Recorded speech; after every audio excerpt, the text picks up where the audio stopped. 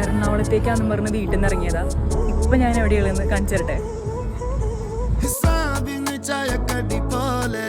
അങ്ങനെ നാട്ടുകാരോടും വീട്ടുകാരോടും ഒന്നും പറയാതെ ഒറ്റ മൈൻഡിൽ ദുബായിലോട്ട് ഞാൻ അങ്ങ് കയറി വന്നു ഗൈസ്. ഒറ്റ മൈൻഡ് എന്ന് പറയുമ്പോൾ അത്ര ഒറ്റ മൈൻഡൊന്നുമല്ല, കുറച്ച് കഷ്ടപ്പെട്ടായിരുന്നു. കുറച്ച് എക്സ്പെൻസീവ് കൺട്രി ചെയ്ത് കാരണം കുറച്ച് ബുദ്ധിമുട്ടി. കൊച്ചുങ്ങൾ എന്തെങ്കിലും പറഞ്ഞ ആഗ്രഹം സാധിച്ചു കൊടുക്കണമെന്ന് പറയാനായിട്ട് എൻ്റെ കൂട്ടത്തിൽ ആരുമില്ല. അതുകൊണ്ട് ഞാൻ എൻ്റെ ആഗ്രഹം ഒറ്റയ്ക്ക് തന്നെ സാധിച്ചു. ഉള്ള പൈസയും വാരി കൂട്ടി അങ്ങ് പോവുക.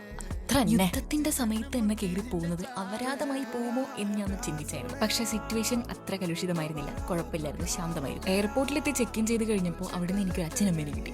അവരായിട്ട് കുറച്ച് ചിൽച്ചിലൊക്കെ ചെയ്ത് എയർ അറേബ്യ ഫ്ലൈറ്റിലും കയറി നേരെ അങ്ങ് ഷാർജ. യാത്രയൊക്കെ ചെയ്യുമ്പോൾ ആരോടെങ്കിലും സംസാരിച്ചില്ലെങ്കിൽ ഒരു സുഖമില്ല. അതുകൊണ്ട് ഞാൻ അവിടുത്തെ ഒരു അമ്മേനെയും വശത്താക്കി ഒരു 3 മണിക്കൂർ അങ്ങനെ അങ്ങ് പോയി നേരെ ഷാർജ എയർപോർട്ടിൽ വന്ന് ലാൻഡ് ചെയ്തു ഗൈസ്. ഷാർജയിൽ നിന്നുണ്ടല്ലോ ദുബായിലോട്ട് കുറച്ച് ദൂരം. സോ നമ്മളൊരു ഉബറും എടുത്ത് നേരെ മന്തി കഴിക്കാൻ വേണ്ടി പോയി. നല്ല വിശപ്പുണ്ടായിരുന്നു. മന്തിയൊക്കെ കഴിച്ച് അടിപൊളിയായി സെറ്റായി. ഇനി അടുത്ത പാർട്ടിലിടാം.